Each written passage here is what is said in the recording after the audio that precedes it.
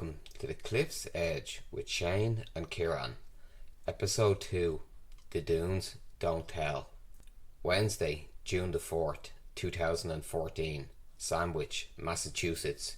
Two men decided to go for a walk near a beach along the famous Cape Cod. As they walked close to the Atlantic Ocean, there could not have been a more idyllic setting. However, on this night 10 years ago, nothing could prepare them for the gruesome sight of a lifeless human torso in a duffel bag, strapped with blue tarp to a gurney or a dolly. A decade has now passed, and the victim remains unidentified, and the case unsolved. The questions are many. Who was this man? Where did he come from? Who murdered him, and why? In the case that Shane and I are about to cover, there are very few facts. Some of what is known is that the torso belonged to a male in their late teens or early 20s. He stood between 5'8" to 6 foot in height, was either African or of African American descent, and weighed roughly 200 pounds with an average build. These are just a few of the facts that we know that would make up the case of Barnstable County John Doe. Me and Shane will first discuss the case, then we will have two interviews, the first with Jordan from Cold Case New England, and the second with Robbie, a writer from the Boston area. Join all of us as we delve further into this unsolved mystery from across the Atlantic. Hi Shane, I hope all is well. How you doing, Kieran? It's great to be back, and this is an interesting case, isn't it, that we're going to get stuck into here? It's very bizarre, yeah. What would be your initial thoughts? Well, do you know what my initial thoughts on it? When you told me that we were going to cover this case, I'll be honest with you, I didn't know anything about it, and I went to research it. And after researching it, I didn't know much more about it, because I can't understand how a case that's only 10 years old, that's so bizarre, has so little information out there about Absolutely, it's crazy. Like, I think you stick it into Google and 6 things come up. Do you know what? It's shocking. I couldn't believe it. And do you know what is so strange? Okay, guys, you're going to be listening to this and you're going to start laughing at me. But I started checking my syntax to make sure I hadn't made a spelling mistake to re-Google search it, because I couldn't believe that there was so little coming up about it. There you go. You know, it's so. Anyhow, tell us a bit about this, Kieran. Yeah, well, I suppose we might as well start in Sandwich, where the story takes place. So it couldn't be a more idyllic place. It's got like beautiful beaches that run all along Cape Cod. It's about 20,000 people live there, and it's a massive tourist destination for people from everywhere, like especially in the summer months. So the area today that is known as Barnstable was originally inhabited by American Indians known as the Wampanoag tribe, and despite the colonisation of their land, there's still plenty of them in Cape Cod today. Okay, so we're talking about a town, so I'm going to say about this a little bit smaller maybe than Braid, so that's the kind of town we're talking about. It's shocking to think that a murder such as this couldn't have made its way as an international case, really. No, it's mad, like, especially like it's quite near a lot of populated places like Rhode Island and Boston and all these type of places, like, so. Yeah, so Boston, we certainly have a large Irish contingent in that part of the I was going to say, world. like, most Irish people, you'd be familiar with the area, wouldn't you? Boston, Cape Cod. We know. Now, look, I've never got to America myself, but we're talking about a coastal line that would be kind of. Am I right in saying Jaws was made around that area? So I think it was filmed one of my there. favourite films. Yeah, Brilliant movie. Yeah, I think it was filmed there, but was actually set, I think, in Long Island. Would that be correct? Yeah, that's right. Yeah, and then the Kennedys, I think, have a massive compound. Absolutely, compound is the term, right? Yeah, there you go. So I suppose we'll start the story about Barnstable Joe, yeah? So at roughly 8 p.m. on the 4th of June 2014, two men were out walking their dog on a beach known as Town Neck. So they were walking behind some dunes in a parking lot, and then known as locally as a place known as the Jersey Barriers, and they noticed like kind of a gurney sort of thing, the two-wheel things. You see people like using them with boxes in warehouses. Yeah. So they seen something strapped to the cart, and they thought it was a bit strange. And in fairness now, when they seen it, they didn't actually interfere with the crime scene, as it turned out to be, and rang the cops. So the cops came along, and then they noticed there was like a big plastic tarp wrapped around this. So they started taking off duct tape layer by layer, and then when they peeled it away, they basically just found a person's torso. So hold on there for a second, Kieran. I just want to make sure I'm understanding this correctly. You know these little trolleys that we use for people. You see people using them for carrying gas canners and stuff like that. Exactly, bang on. There was a torso taped to this and wrapped Yeah. in some sort of tarp or viscreen. Yeah, exactly. Absolutely a bizarre scene. And just left where in in dunes behind a parking lot near a beach. okay. And it would have been now summertime as well, so I presume people So around the this area. a sand dune, okay, which is something that makes it quite difficult to wheel or pull something like that through loose A sand. good point, because if you ever bring a buggy to the beach, Yeah, yeah, but like yet the fact that it was on this little trolley would indicate to me that it was someone that wasn't strong enough to carry this torso. Well, I suppose they do say that like to lift a human body that's dead is very difficult, but like this person had their limbs and head removed, so you think like an able-bodied man could lift a torso, right? So both legs were removed, both arms were removed, and the head was removed. Okay, so What would that imply to you? The lengths the person went to remove these things, like. So look, I'm thinking of this in two ways now. Here's my initial thoughts on this, and bear in mind, I'm looking at this from a layperson because I couldn't. You know, you did great to get so much information about this, Kieran, because it's so.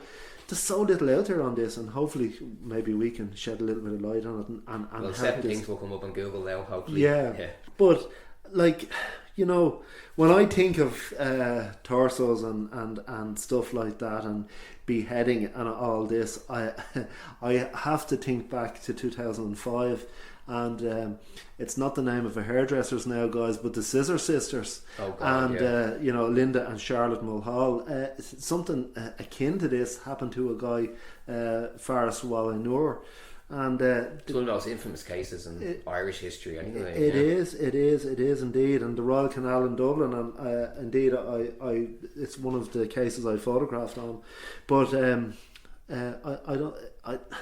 That's what I think of. It springs to my mind because I worked on that and photographed that. But he was beheaded. I don't think his head has ever been found to this day, has it? I don't know, there was a certain part of his body that was never found anyway, we do know that. Yeah, okay, so there was other parts, other limbs removed, right? Yeah. Other than his arms and legs, Exactly, okay? that was never found. Yeah. And I think one of his lower leg, part of his lower leg was found with a sock still attached to it. The only case that it kind of reminded me of, that's the Barnstable Joe case, was the Keane Mulready Woods case up in Drogheda. Oh yeah, that was a horrific case. Yeah, that was horrific. Yeah, that really was horrific. But I would say that I genuinely feel, and I worked on that case too. I genuinely feel that the dismembering on that case was for shock value. Yeah, because they spread the limbs out and stuff. Like, it was really for shock value. Whereas I'm getting the distinct feeling on this case, and there's two ways I can kind of, my mind is going with this initially, and the first one is I think that maybe it was someone that might have been in this person's social sphere, and if there were any dental records or fingerprints gotten, that they were afraid that someone was going to come knocking at the door and going, where were you on such and such a time? So once they look into the background, straight away the suspect will be identified. Or else it was someone that wasn't physically strong enough to manhandle. What surprised me a lot was the use of the gurney, right? Yeah. So, as I said, if it was a gang, right, there's multiple members of gangs, so they're not going to need to use the gurney. So it was a pretty bizarre thing, though, wasn't it? Like, why would you? The gurney, I know it looks like it's a generic thing and there's lots of them or whatever, but it still ties the person to the crime. Forensically, they have to touch it or they have to buy it and so on, you know. So and you know, we have to look back at a principle, and you might hear us talking about this from time to time on cases like, but at the I suppose at the birth of forensic psychology and criminology, we have a Dr. Edward Lockhart, a French doctor from Lyon in France, Lyon, that great food capital of France. And he said wherever there is contact, there is trace. Exactly, yeah. And there certainly was lots of contact here, because, you know, you can't dismember someone without an awful lot of contact. No, and another thing now, there's a few other things actually that I thought was quite bizarre that were found with the victim. So there was a pair of black Echo sweatpants, striped boxer shorts, and a 4XL white t-shirt and a 3XL Fruit of the Loom t-shirt. And now they were actually examined and they're quite generic, and there's plenty of them around, so there's no really ties to them clothes. They couldn't bring out. But one interesting thing they did find was a t-shirt that was dark blue, and on the front it had the words "I got served," but on the back there was a logo that read Cranston Winston Industrial Company, that was based in Rhode Island. Okay. So you would think that would be a lead, wouldn't you? Yeah, well, you would, or is it a misleading lead? Well, I don't know. But well, actually, when the police looked into it, right, they tracked it down to a company in Cranston, Rhode Island, and apparently they hand out thousands and thousands of these T-shirts every year, basically like advertising. So it turned out to be actually a dead end. Yeah, it was a total loss leader. But the thing about this now that I would have to say is, am I right in saying a 3XL and 4XL, were these T-shirts belonging to the torso? Well, they were found on the torso, but I don't know if they were put on the person. Well, they were too big for the person, but then, you know, people do dress in much larger T-shirts. So what size was this person? Well, they reckon they were about, well, when they did the DNA testing or whatever, they reckon they were like African or of African descent, about late teens to early 20s, roughly 5'9" to 6 foot in height, and then estimated to be 200 pounds in average build. So 200 pounds is pretty big though, right? I would say, 6 foot or something. I think he's a young guy as well. But also, we have to remember, so they're just working with the torso. Yeah. You know, it's very difficult to work on that alone. Like, what I'm trying to ascertain is if it was a regular, healthy individual that had committed this murder, was this body too big for them to manhandle? Yeah, like 200 pounds, like, that's including the whole body. But I suppose the gurney, though, it's back to that, doesn't it? There's definitely... Like... you know, the gurney thing, this trolley, it doesn't make sense to me, because for this trolley to be found in sand dunes, which is loose sand, like the first thing that trolley, the first thing that trolley says to me is someone wasn't strong enough to actually carry that torso, yet they were strong enough to pull that through the sand dunes. It seems like they could be like kind of confused or something. Yeah, they might be an intelligent person, but are we looking at a bit of smoke and mirrors here? I possibly, it's a good point. Like, as the T-shirt could be used to throw off investigators, and I think there's people like that have suspected that, that could be used for that. It's a very, very bizarre case, Kieran. Like, I mean, it really is. And what's your thinking on it anyhow?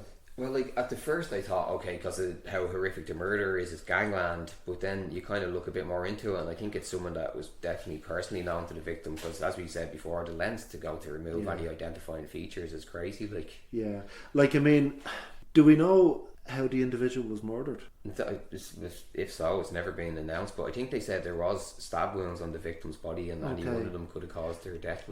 Like I mean, you know what, you jump to gangland when you think of the head has been removed and the arms have been removed. But I think in gangland cases, when this happens, they'll send the limbs out as a message. Usually, you know, or even if they want to maintain the limbs, that there's no connection for dental records or fingerprints or anything like that.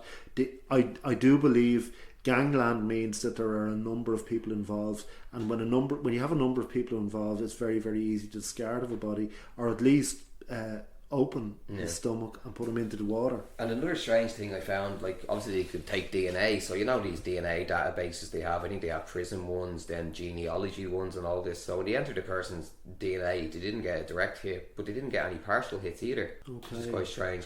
So, and I think they've re-entered it recently enough in 2020, I think it was, and still no DNA hits, so that was quite strange.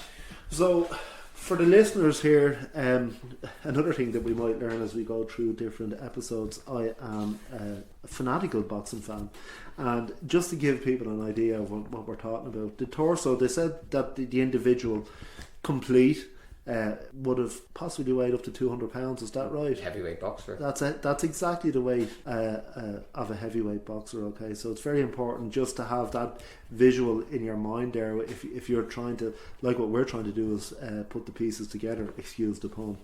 Yeah, trying to decipher. I think it all goes back to the gurney, because I don't think the clothes have any connection, right? They would have removed the clothes. Yeah. To throw the investigation off. So actually, but one interesting thing did come out. There was a professor of criminology called Jack Levine from Boston University, and he gave some thoughts on the case. And what he basically summarised was that the use of the gurney indicated a singular culprit that was well organised, and the great care to remove the identifying features indicated that they had a personal relationship with the victim, and they most likely had a background in military, hunting, or butchery, a job that has came up before. Okay. Interesting, he also thought the shirt found with the victim, you know, the one with the logo from Cranston, Rhode Island, he thought it was a ruse and an attempt to throw off the investigators, and he suggested to look anywhere but Rhode Island. Be quite interesting thoughts from the professor, Shane, don't you think? Yeah, so what about the possibility of this murderer not being from that area at all and could have driven vast amount of miles? Well, see, that's very true, and also I couldn't actually find an estimated time of death. Now, maybe they couldn't because of the state of the body or whatever, but I'd imagine with America being so big, like in 48 hours you could get to there from anywhere in America, couldn't you? Yeah, like I mean, big roads and big cars, right? Yeah, big cars with big trunks. Exactly, and as we were saying, like Barnstable, 20,000 people live there, and I'm sure it's quite a local community and all that. I don't think it was anybody local anyway. Look, you know what? I look at this and the profiler that it was someone that was highly organised. However, so organised that they went through all the mechanics of, removing limbs and a head so that there'd be no positive ID, yet left this body on a trolley.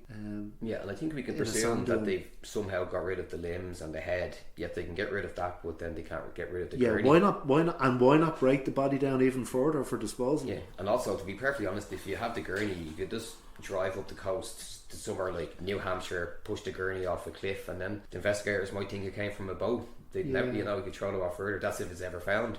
Yeah, so like, I mean, they seem organised, but then also they seem disorganised, right? Yeah, and you know what? My inclination is it's definitely an individual working alone anyhow, but who knows? Like, I mean, maybe they're the master of rules here, but I would think that I would definitely think that whatever the motive was, they wanted this torso to be found. Which is strange, isn't it? Very, very bizarre. So the person could be a bit warped. Well, they are definitely, but yeah, something in their thinking, like they could be intelligent, but yeah, they're warped. Or maybe had such a grievance against this individual because they were in that same social sphere that they knew them quite well and had whatever grievance that drove them to murder. It wasn't enough to have just murdered this person, but they wanted to know that this person had been found, even if he remained as a John Doe. That's true, yeah. And they obviously had a lot of hatred to the person. Like, it's, it's not just like someone in a gang told someone to go kill someone. There's much more to it than this, than that. Like. And you know what, guys, I would imagine that committing murder is probably a much easier act than the actual mutilation of a body or beheading of a body, or when you're breaking down a carcass. Okay, we're back to this butchery. There has to be serious motivation for it. Yeah, like, I mean, I think that is very extreme. Yeah. So I guess, like, there's not been many developments in the case at all. Like, there was some guy that was found murdered in Boston, Mr. Jackson, I can't remember his first name, but basically he was beheaded, but his limbs and all were found, and then they tracked someone down. They thought he was committed the murder, but then I think he got away in a misdemeanor. But it was like 60 miles away, and it was about a year or two before this. Yeah. But it seems there's definitely a gangland connection, and there wasn't great care taken to hide this person's identity. It was more done out of show type of thing. Yeah, seemed a very flimsy link to me. I think anyone that's trying to make a pathological connection with this case is going to find an awful lot of torsos around that area, because it is a kind of a default setting for a lot of gangland murders, isn't it? Yeah, exactly. The same messages is how horrific it is. So a lot of cases could be misidentified as being connected to this. Yeah. And the only other really development of the case that I found was quite fascinating. In 2019, they sent the victim's DNA to Parbon's lab in Virginia, and this is fascinating. So with just a sample of the DNA, they were able to recreate an image of what the person looked like. Yeah. So they concluded it was a young guy, roughly 25 years of age, African American. But again, the DNA was tested into a database, and nothing came back. But you'd hope that if there's any hope of solving this case, it's going to come down to the DNA. I can't see any other way they're going to solve this one. Yeah, I feel like, look, I don't really know enough about the case, but it feels like it's been quite mismanaged, really, doesn't it? I don't see, where's the drive behind this case? But there doesn't seem to be there's certainly not massive amounts of appeals anyway. that's for sure. But you would think like it would definitely get onto the news and stuff. But Yeah, and like this individual, was he like? I mean, where's his family? Where's there's so many people missing in America. That's the problem. Yeah. Is if he's from some state far away, like I don't know, So, like, I mean, Texas, it's safe to assume that he's certainly not within like a 200-mile radius of No, this I think they area. call the whole place like New England, Yeah, Massachusetts, Rhode Island, and all yeah, that. I don't think he's from that area at all. Like, there could be someone driving up from New York or something like yeah. that, and then it's a needle in a haystack type of thing, then, Yeah, isn't it? of You course. know? Like what we have to understand is, and it's hard for us here in Ireland. I've never even been to America, and of course I know what America looks like on a map, but but you can't understand The vastness. the vastness of it. Like I mean, there are states such as Alaska in America that Alaska's I think 32 times the landmass of Ireland. It's crazy. That's just a state. And Ireland's not that small, really. In actual fact, I think Rhode Island state is one of the few states that's actually smaller than Ireland.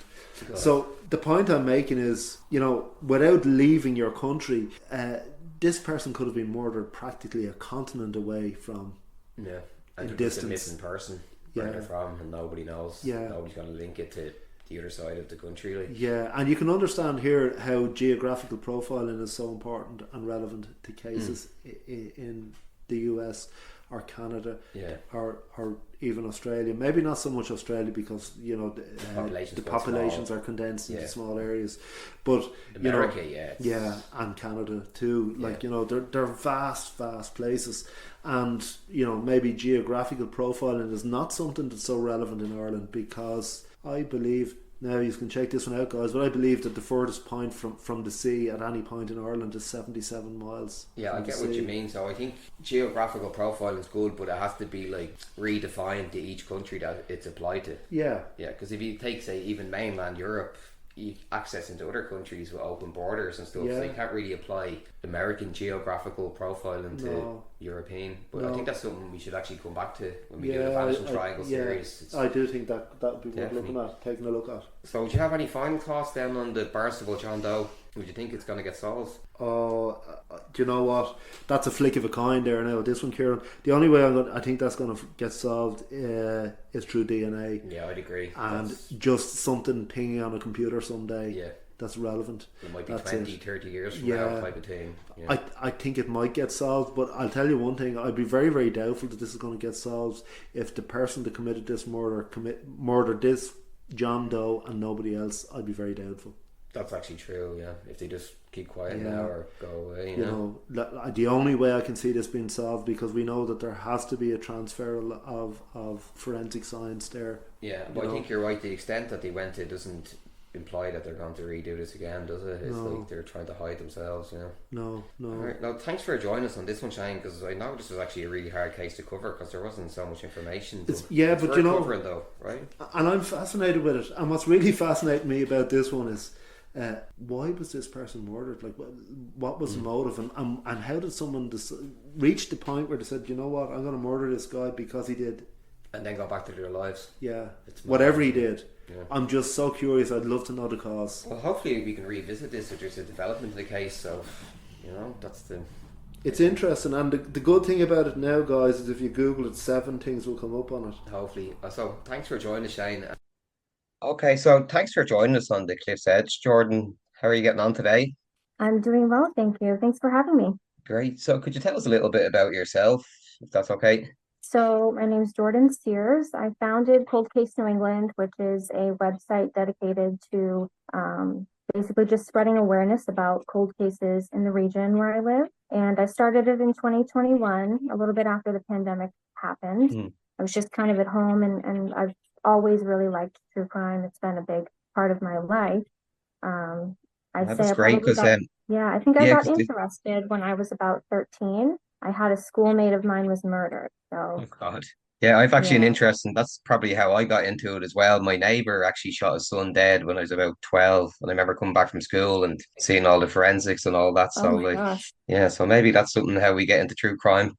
I think so. I think so. It That's ended up it. that I knew the man who shot my classmate as well. So it was a very, very strange situation. And I think I just wanted to know why people do the things that they do, what their Yeah, they were my motivations thoughts are committing exactly crimes. around the same time, yeah, the same Yeah. age. So there you go. So could you tell us when did you first hear about the Barnstable Joe case? It was just a few years ago. I was looking through some John and Jane Doe cases. I realized that not many people were covering them, probably because of the lack of information that there is out there about these Yeah, types of the cases. name says it all. Yeah, yeah. But when I came across this one, it was just so strange, and it did seem like there was enough, at least, for me to write a decent article. So I kind of just dove in, and I wanted to cover it. Yeah, no, it's very good actually. I read the article, it was the best one out there, and the website is actually it's very well put together. Like, so what's the Thank you. website called so people can check it out again? It's Cold Case New England, and the address is coldcasene.org. Oh, very good. So just back to Barnstable, John Doe. So why do you think the case has been so underreported? I'm not really sure. I think it's because the police just don't have very much to go on. And in a situation like this, I think any sort of cases where dismemberment is involved, it really shakes up a community. This community in particular is just a small coastal community where a lot of people go to retire. It's a very nice place. It And I seems a just very don't think that beautiful they, place. yeah, I just don't think that they wanted to talk about it very much. But yeah, no, it's absolutely shocking. Like, I suppose any community would be reeled by that. Like, and then also there's no closure either, so nobody Right. knows. But I think I don't know if you'd agree with this, but it doesn't seem to me like it's a local crime. It's somebody brought the body there from a fair distance, I would think. Right. And there was that was a theory. They did find that the shirt that was on the torso that was found on the beach there, it did Hmm. have the name of a company from Princeton, Rhode Island, which is about an hour away. So they Oh, thought okay, it's that maybe, close. Okay. yeah, yeah, it's about an hour away. They thought he could have come from that area. That was probably the biggest lead that police had, Yeah. aside from the body. That they weren't able to glean much from the body itself, just because it was only a torso. So that Yeah. was their next biggest lead, was that shirt. But the t-shirt, yeah, when I first read, you thought, okay, that's going to be a lead, but it actually turns out the company hands out thousands of these a year, doesn't it, for advertising. Yes. So, but the t-shirt was it was severely damaged, right? Like there was one sleeve missing and stuff. So Yeah. yeah, and I think the professor John Levine, I think it was in your article that gave some thoughts on it, and he thought the shirt was actually an attempt to throw the investigators off. So who Right, right. knows? He said that he would look anywhere but Rhode Island. So there's two different schools of thought on it. He didn't think it had anything to do with it. And there were a lot of those shirts that were distributed. It was just, whenever the Yeah. company would have events, or they would pass them out to whoever, really, their vendors and customers. But it would also kind of imply it was probably somebody within the New England area, right? Generally, if they got Right. their hands on the t-shirt somehow. So yeah, I suppose that closes it in somehow. And one thing I was wondering, was there ever a time of death released for the victim? I don't think that they were able to release the time of death. I think the closest that they got was that they knew that the body was dumped 24 to 20 to 48 hours before the police had been Okay. alerted to it, which I think is a very long period of time, actually. This is a very highly frequented beach, a tourist area, and it was Yeah, that's what I June, was which is, thinking. It was yeah, summertime, so yeah. And right. also the gurney, the use of the gurney, what did you make of that? I thought it was very interesting, like that the person actually strapped the torso to a gurney and used that to move it around. Yeah, the dolly that they used. I think that Mm. was one of the reasons why Professor Levin thought that it was a singular killer, just because it would be easier to move a body with the help of something like that. I think that was Yeah, one of the because things. like my co-host actually made an interesting point about that. He thought initially it was obviously to help the person move the body, but like if the gurney was brought through sand, that is quite difficult to bring like wheels like a buggy around through sand. So you'd wonder then like that kind of contradicts it. So it's hard to tell really, isn't it, when it comes to the gurney? Very strange thing. Yeah, it So was. I'll go ahead. Oh, I was just going to say it was kind of strange to me that it was used, because you would think I have this weird thing where I don't know if they meant to dump it over the Jersey barriers, or whether he meant to kind of move the body to the water. Yeah. It seems kind of strange that they would dump the whole entire dolly over the edge of the Jersey barriers, and the police were actually looking for signs of erratic driving on that Okay. strip near the beach. They asked people for footage from their residential cameras and things like that. So I think maybe they thought that the perpetrator may have been kind of on the verge of getting caught, and may have just dumped the whole entire Yeah.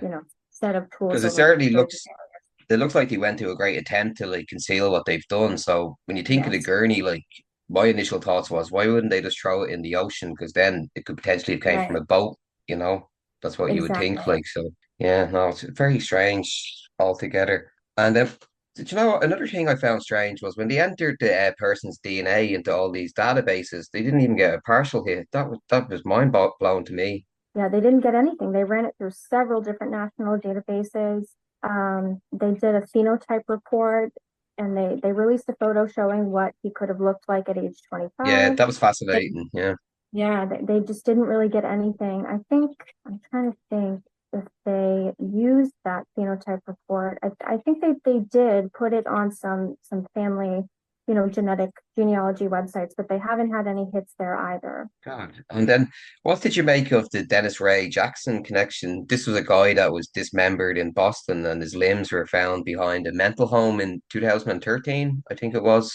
Yes, it was about, I want to say 7 months before Barnstable County John Doe, was found near Hmm. that beach. So I really don't think that the two are related. I think that people in the area were just really scared. You have only 7 months and about Yeah. an hour drive separating the two incidents. But that's pretty much as far as it goes, I think. Yeah, The because other, the circumstances were quite different. Like this guy's yes, limbs were found, and I think he was traced through his fingerprints. So obviously, it wasn't an attempt to right. conceal his identity. It was more with gangland type of things like this. It's more to send a message, isn't it? That to put Yes, fear out. So, he was definitely connected to a prominent Newburyport gang. And so mm. police kind of very, very quickly told the public that this was not, they didn't believe it to be a gang related incident. Would you agree that it's not gang related yourself? I think so. I don't, there's enough about it that's very different that I don't think that the two Yeah. are related. Like it's as we said, the gang would like to send a message, but also the extent that was gone to conceal the person's identity would imply that they Right. personally knew the victim, like because Exactly. once they get the victimology, obviously the perpetrator is going to emerge straight away as a suspect. Right. So, And in Dennis like, Ray it's Jackson's case, they were able to recover the whole entire body, I believe. They dumped different portions in different areas and but they were mm, very, kind of public and the they were dumped in a barrel in front of Bridgewater's, state hospital, which is it's for the criminally insane. It has a very bad connotation around here, sort of a oh, creepy connotation.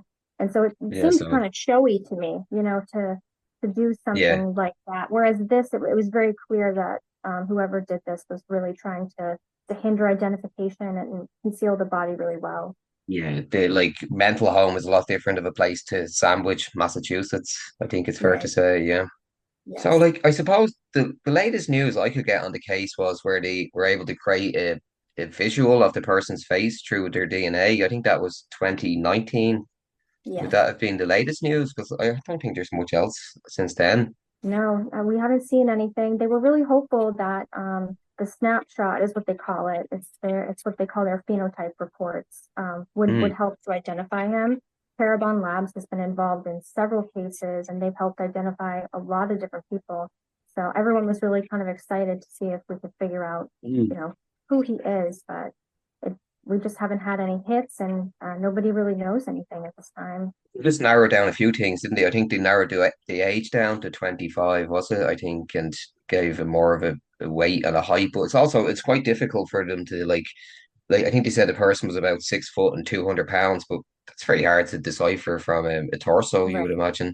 Yeah, Yes. so I suppose the final question I would ask is, do you think the case is going to get solved? I really hope so. I think it's definitely solvable with DNA and with the measures that they've taken in those respects. I do think it's a very solvable case. I think we just have to find the right database or I guess whenever I talk about John and Jane Doe cases, I have to get up on my little soapbox and tell everyone that they should submit their DNA to GEDmatch, to all those family sites, Hmm. especially if they have family that they're looking for that's missing. I think it's really the best thing that you can do. So, Okay.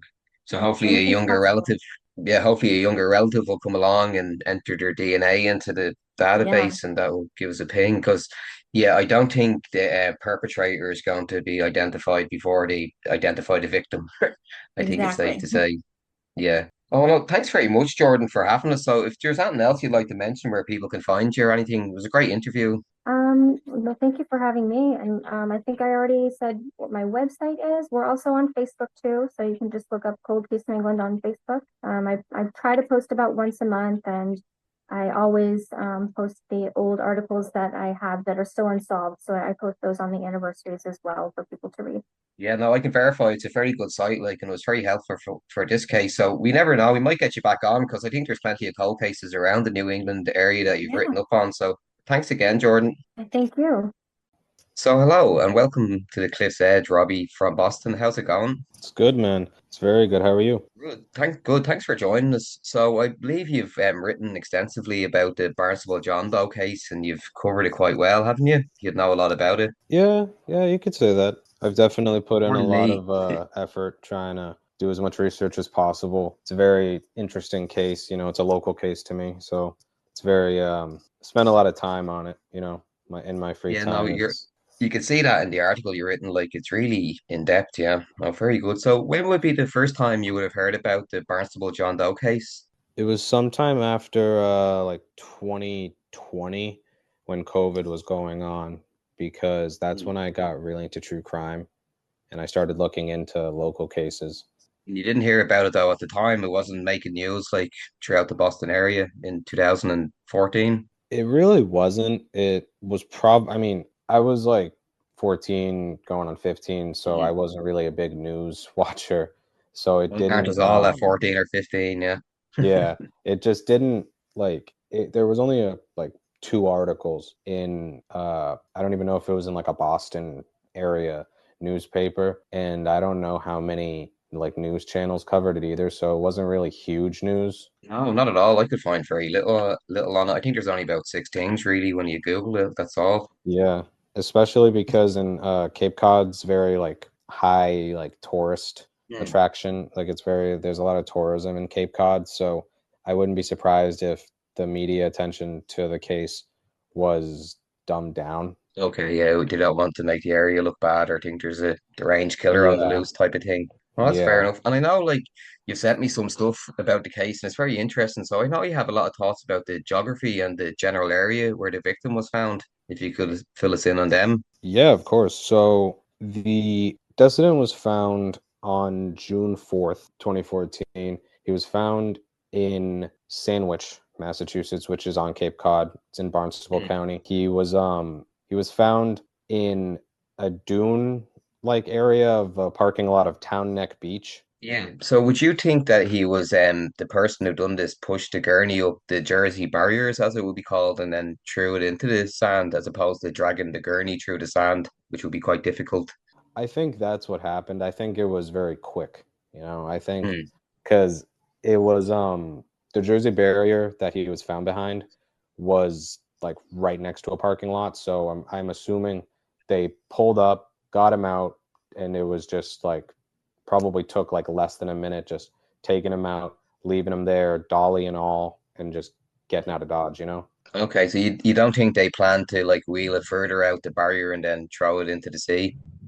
Would that have No, been I possible? See, I wouldn't be too familiar with the location, so it'd be it's more. definitely like the sand is easy to like the way like I assume that it would have been a little more time consuming, and the person that did it probably was very like that did the disposal was Hmm. probably very worried about being seen.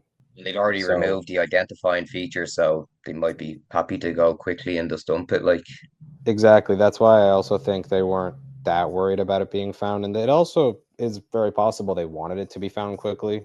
okay, and what would your thinking be behind that?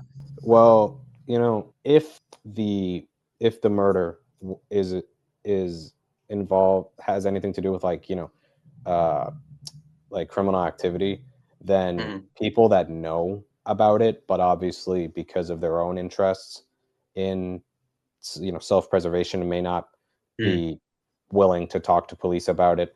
They might know about it, or they might even know the person's identity, and it's kind of They like get the a message, but yeah, they yeah, don't it's a need to get it through message, the police. Hmm. it's a No, that's a message. very good point. So the next thing, I know you brought up something about topography, which would be like the physical features around Town Neck Beach that you thought were relevant. Yeah, so one of the things that I was thinking about when I heard the exact location was how like the distance between other like cities in the area. Mm. So one thing that really piqued my interest is how like there's cities around uh Cape Cod that you could get to within an hour or two, like obviously Boston, but also Springfield and Worcester, which are two cities in Massachusetts that have a lot of crime. And like Rhode Island would be nearby as well. I think that was an hour Yeah, away, they estimated. So yeah, there's a lot of like yeah, population bases. If you were looking to dump a body, like somebody could just come out of any one of them cities. exactly. Now I Like know, Warwick and Providence and Cranston and Rhode Island too. okay, because I know that I've actually talked to my co-host about this, and we interviewed someone else, and they didn't believe it was gang related, but that would be more what you would think. Would that be correct? You know, I I hesitate to say it's gang related because that's one of those things where it's not good to like get a narrow like tunnel vision, Yeah, I get when what you're saying. but I think it's very possible. You'd be leaning that way, so to speak. But I think Yeah, ultimately, till the case is solved, nobody's theory is correct or can be exactly. seen as correct. Yeah. And something else I wanted to mention is that Route 6 Mm. is actually, I don't know if it runs through Sandwich, but it is close to Sandwich. So if you got off Route 6 and went through Sandwich to get to the beach, to that parking lot, you could go right back to Route 6 and then have access to all the other, like you could get very quickly onto 495 and then just be gone, you know? Yeah. Like the highway system in America, as good as it is, it's helped many killers over the years, cover great Yeah. distances. Like it's a thing in Ireland we find hard to comprehend how much distance you can cover like so quickly. Because I think they estimated the body had been there for about 48 hours or so, the torso, Yeah, before they found it. 24 to 48 hours.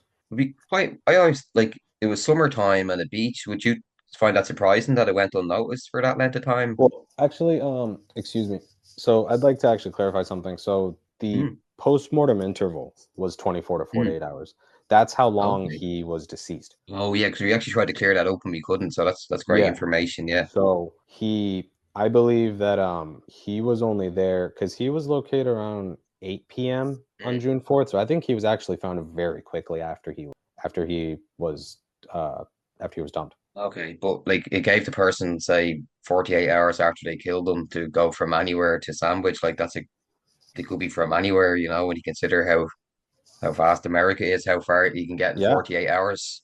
I mean, when you look at it like what I want to talk about later with something that links him to Mm. Rhode Island. So the distance from Cranston, Rhode Island to the beach in Sandwich is 72 miles. That's only an hour and 40-minute drive. Okay, and Cranston would be where the t-shirt came from. Yes, that's where so the Decedent's torso, he was found wearing a t-shirt from Hmm. a pipe fitting company in Cranston called Windustrial. Yeah. And on the t-shirt there was a slogan that said "I got serviced," Mm. which kind of has some pretty like macabre, Resignations. dark connotations, you know. Yeah. No, like, like it's a strange coincidence, if not. And what did you make of the other clothing found with the victim? There wasn't really much to go on. They were quite generic stuff, wasn't it? Well, something that it's not really about like the brands to me as much as the Mm. sizes. Okay. So he was sadly, when you have someone that's been dismembered, you don't really like estimations of height and weight Difficult. aren't, Mm. yeah, exactly. So they thought he was between 220 pounds and 230 pounds, and his height was like 5'8" to 6 feet, which is, like 4 feet 4 inches is Mm. it's very wide Odd. range, Yeah, like you know. if he was 5'8" and 220 pounds, you'd imagine he'd be overweight, like, but if he's 6'2" Exactly. and that weight, could just be a well-built Exactly. guy, yeah. So So that's why the sizes of the clothing, it could mean that he was on the shorter side of that height estimation, because the one of the white t-shirt, he had two white t-shirts he was found with, one from the Gazy brand that was a size 4XL, and then one from Fruit of the Loom, which was size Really 3XL. large, yeah. Yeah, Extremely those are large clothing, yeah. exactly, but And the also shirt, no, go ahead, sorry. so they also might not be his clothes is the other issue, you know. Well, that's it. It was brought up like that the clothes could potentially have been used to throw the investigators off, and they were quite badly damaged. I know the Cranston t-shirt, it was missing like a sleeve and stuff like so. Yeah, It could have got damaged in the crime. exactly. So, so can I ask you, what did you make of the use of the gurney? Or I think it's known as a dolly in Boston. It's very, Yeah, we say dolly. mm, I think that the dolly definitely points to there being one perpetrator who was, you know, if there were multiple people involved, then there was one person that was tasked with disposal, you know, yeah, that makes sense. because So, he was found in a duffel bag too. So the duffel bag was duct taped okay. to the dolly, and he was inside his torso was inside the duffel bag, wrapped in a tarp. Okay, because we So actually this is actually the first time we've heard about the duffel bag. So if you could tell us a little bit more about that, if there's anything to know, it'd be great. So the only thing I don't know about the color of the duffel bag. Mm, I just know that that's what like held everything together, I guess you could say. yeah. And that was what that was what was on the dolly, and it was duct taped to the dolly. Yeah. So I think that the, I think that because when you think about it, like if there was multiple people involved in the disposal of his remains, then you wouldn't need the dolly. No, and it makes no sense, but it's just odd in general. But one thing I kind of thought, did you think the dolly could have been like an item of opportunity? Say he was killed somewhere like a warehouse or a yard, and the dolly happened to be there, I and they just definitely decided think to so. use it. I don't think if you were planning to kill someone, you would get a dolly in advance, or if you Right. killed someone, you wouldn't necessarily think, I'll go to the hardware store and get a dolly. It seems it would be quite an opportunistic thing. I think so as well. I think that the dolly definitely wasn't something that was bought in advance. It was something that was just there Mm, and was used because it was beneficial, just because it was there. And because the person, I don't, you know, maybe the person had it in their car, or maybe, like you said before, mm, like maybe it was where the murder or dismemberment occurred. So then that's when they were like, oh, hey, dolly, yeah. this is great, you know? Because I wonder, I don't think there's been any other similar crimes with a gurney or a dolly being used. Well, certainly not that would be well known. I don't think it could be seen as a copycat crime anyway. You know, I've never heard of any. I can't think of any off the No, top of my head. no, not at all. And I did Google some things, just throwing a few words, but absolutely nothing came back. So Yeah. the next thing I'd like to ask you about, if that's okay, would be what did you make of there being no DNA matches when they put it into the genealogy and prison sites? So I think that that definitely means that that the decedent doesn't have a criminal record, Mm, and that, you know, uh, black people are underreported. You know, African Americans are mm, underreported in genealogy sites. mm. They're, excuse me, underrepresented. Yeah, well, no, So, that actually makes sense because, say, like if the guy is involved in gangland, you could kind of make a presumption that he came from a poor background. So, yeah, like, poor people aren't going to spend their money on putting their DNA into genealogy sites. But then exactly. that also then kind of contradicts why there's no actual DNA hit in the prison system, even a partial one there. Now, I don't know how deep It's their DNA is, but You know, it's very confusing, but mm, depending on his age, I'm not up to date on like protocol involved in, like, you know, when you go to prison in mm. Massachusetts, if like when I know that you have to give your DNA, uh Well, I don't regardless of know. the crime, yeah. Yeah, and I don't know like when they started doing it, so depending on how old he is, he might have been to prison and didn't have to give it for whatever reason. Okay, or some of his older relatives could have been and they didn't give their DNA. That could be well Exactly. possible. Okay, that's a good point. So, I suppose there's one case that you thought we should talk about. I'll let you take it away on that one. Yes, so a case that happened in Rhode Island Mm, about like a year after, a little over a year after, was the murder of Carrie Mello. So Carrie mm, Mello was a 36-year-old man who was reported missing in Cranston, Rhode Island, on in August of 2015. And for like August 19th, 2015, a torso was found in a waterway near Westport in Massachusetts, And Okay, could I then just, sorry to interrupt you, how near would Westport be to Sandwich? Westport, probably like less, I'd say it's probably like less than 30 miles, Okay, so it's very close by American probably like an standards. hour. Yeah. All right, that's Yeah. interesting. Go ahead. So 2 days later, August 21st, two legs washed ashore on a beach in Little Compton in Rhode Island, and Cool name. they were identified as the remains of Carrie Mello. So Mello Mhm. was involved in drug trafficking. He actually survived an attempt on his life in 2009 when he was delivering a large cocaine shipment to somebody in Cranston, Rhode Mm. Island, and was shot by a regular customer of his and two others. So he was involved with a couple people that were also, trafficking drugs. One person was Jamie Barrera, who Barrera believed that he stole 30 pounds of marijuana and $10,000 from him. And that's how he ended up dismembered. Yeah. So he, like, overall the marijuana and the 10,000, that's like $70,000 at the time. Mm. That's how much that was worth. So he thought that Mello robbed him, and that's why he ended up murdering him along with some other people. Barrera, his father, and Mm. another man named Louis Garamia. They ended up pleading no contest to a lot of different charges. Like Jamie pled guilty to second-degree murder and conspiracy and mutilation of a dead body. His father helped with the mutilation, and then his father and Jeremiah pled no contest to conspiracy to commit felony assault. Jamie got 70 years, and he had to God. serve 35. Uh, Yeah. Albert, his father, was sentenced to 10 years, and then Garamia was sentenced to 10 years, having to serve 4. Okay. And this only happened a year after this, Yeah, I you get where know? you're going because they've got obviously clear history of committing a similar crime and they were in the Yeah, area in 2014. I don't think they were new to the area. They were probably established for years going back, these people in the neighborhood, like, so they weren't exactly. just new to the area. Yeah. No, that's very interesting. And since these people have been locked up, there's been no similar crimes. Not that I'm aware of. No.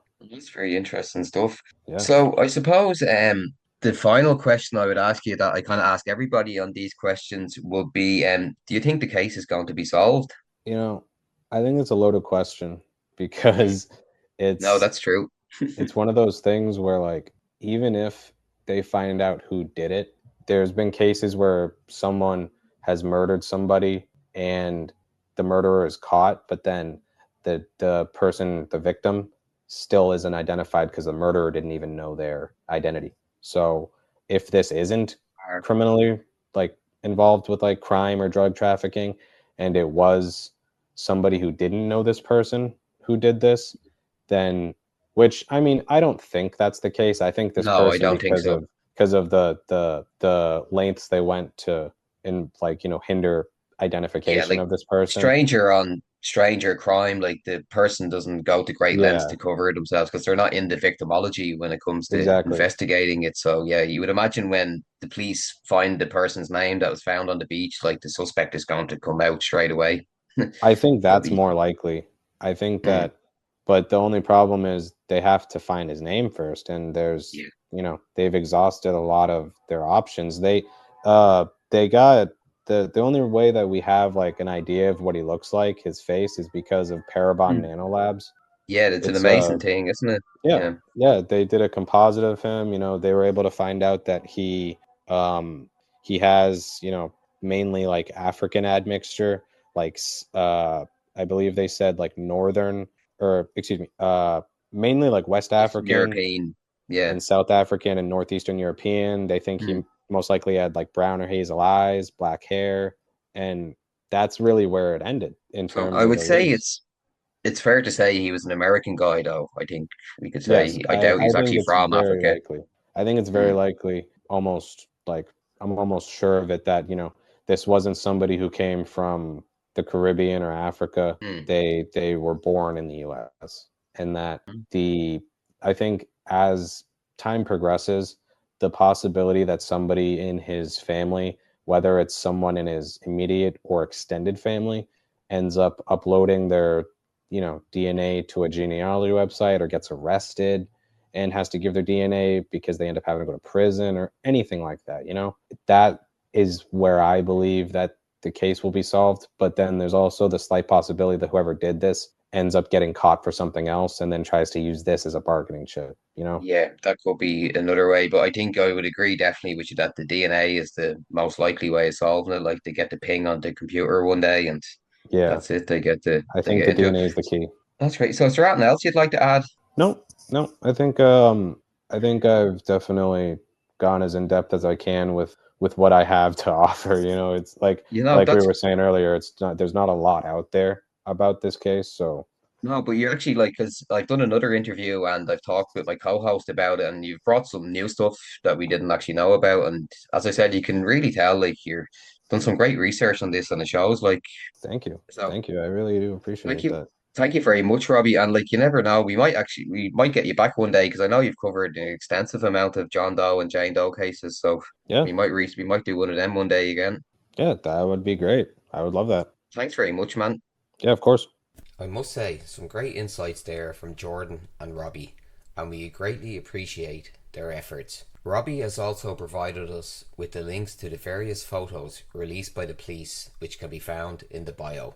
Anyone with information that can help solve this case are urged to contact Trooper Matt Lavoy of the Massachusetts State Police on 508 790 5799.